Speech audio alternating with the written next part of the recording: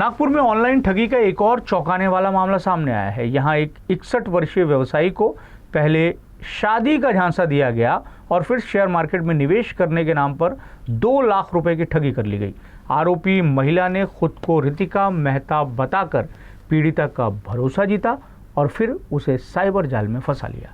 आइए देखते हैं क्या है पूरा मामला।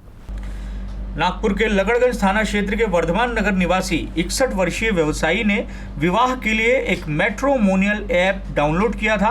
इसी दौरान एक अज्ञात महिला ने उनसे संपर्क किया और खुद को रितिका मेहता बताया। बातचीत और चैटिंग के जरिए महिला ने धीरे धीरे उनका विश्वास जीत लिया। महिला ने शेयर मार्केट में निवेश कर मोटा मुनाफा कमाने का लालच दिया।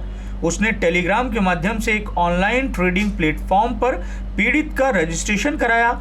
शुरुआत में व्यवसायी ने 50,000 रुपये निवेश किए, जिसके बदले आरोपी ने कुछ दिनों के बाद 54,000 रुपये वापस भेजकर भरोसा और मजबूत कर लिया। मुनाफे के झांसे में आकर पीड़ित ने 2 लाख रुपए और निवेश कर दिए। ट्रेडिंग प्लेटफॉर्म पर लगातार लाभ दिखाई देता रहा, लेकिन जब उन्होंने रकम निकालने की कोशिश की तो उनकी आईडी डिलीट कर दी गई और आरोपी महिला का मोबाइल फोन भी बंद हो गया।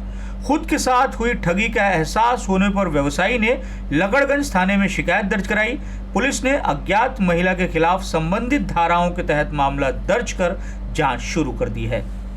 त्यांची एका लग्न करण्याच्या साईटवरती एका मुलीशी ओळख झाली। त्या ओळखीनंतर ते त्याच्यामध्ये एकमेकांशी बोलत होते, चॅटिंग करायचे, नंतर कॉल्स होत होते। त्या मुलगी होती रितिका मेहता, तिने स्वतःची ती मध्य प्रदेश भोपाळची असल्याचं त्यांनी त्यांना सांगितलं होतं। ओळखीनंतर तिने सांगितलं की तुम्ही इन्व्हेस्टमेंट करणार असाल तर तुम्ही मला सांगा, मी चांगल्या ठिकाणी तुमची इन्व्हेस्टमेंट करून देते। असं बोलल्यावर त्यांनी तिच्याकडे 2 लाख रुपये इन्व्हेस्ट केले होते।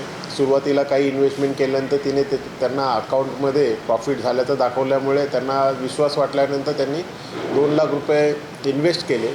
इन्व्हेस्ट केल्यानंतर जेव्हा त्यांना ते प्रॉफिट झालेलं काढायचं आहे असं तेव्हा त्या महिलेला सांगितल्यानंतर त्यांनी त्यांचा फोन स्विच ऑफ करून टाकलेला आहे आणि ते संपर्क तुटलेला आहे। त्या अशा प्रकारची तक्रार प्राप्त झाल्यानंतर हा सायबर फ्रॉडचा प्रकार असल्याचं लक्षात आल्यामुळे तात्काळ तो गुन्हा दाखल करण्यात आलेला आहे आणि आरोपीचा शोध घेणं चालू आहे। अकाउंट फ्रीज करण्यात आलेले आहेत।